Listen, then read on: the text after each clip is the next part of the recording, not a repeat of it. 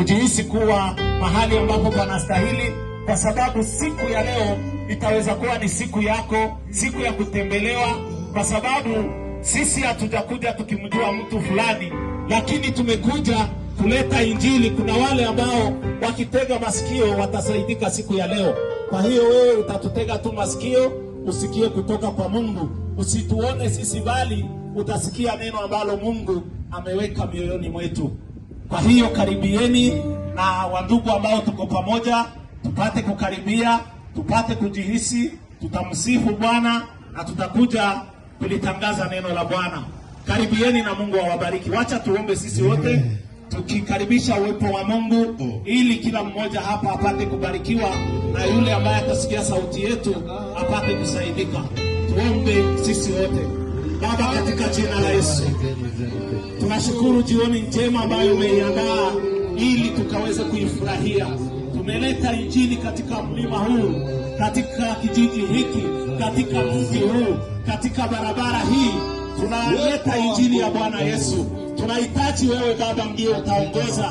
Wewe mtakatifu ambaye yuko pamoja nasi ataongoza, atatawala. Wewe sauti yako isikilikane kwa wale ambao wanaketi mahali hapa, ili mioyo ambayo imepotea na wale ambao hawaja kujua wapate kujua kupitia sauti zetu, kupitia lile neno ambalo utapitisha kinywani mwetu, kupitia watumishi wako ambao wamesimama hapa. Baba, tunasema ni asante, kwa sababu sisi bali ni wewe ambaye utakayotenda kazi, kwa sababu neno lako linasema enendeni ulimwengu kote mkaitangaze Injili. Wale ambao watasikia utakubali na kuwabatiza katika jina la Yesu.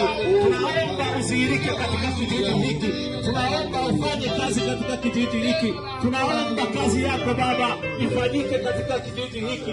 Tumekubali kuja kukutumikia na wewe utatutumia kama vyombo ambavyo vinafaa, kwa sababu sisi ni wana ndani ya nyumba yako na ndani ya ufalme wako. Baba, tunakukaribisha uwe pamoja nasi, uendelee kutawala, uendelee Baba kuponya wale ambao watasikia, wapone mili na roho kwa sababu ya neno lako. Wale ambao wanakuhitaji, wale ambao walikuwa na shida tofauti, kupitia neno lako wapone, kupitia nyimbo wapate kupona. Wale ambao walikuwa wamelemewa wapate kupona kwa sababu ya neno lako na kwa sababu ya sifa ambazo zitatolewa mahali hapa. Asante Bwana Yesu, kwa sababu wewe ndiye utafanya na utatenda na utimiza ahadi yako. Ni kupitia jina la mwana wako Yesu tunaomba hata kuamini. Amen.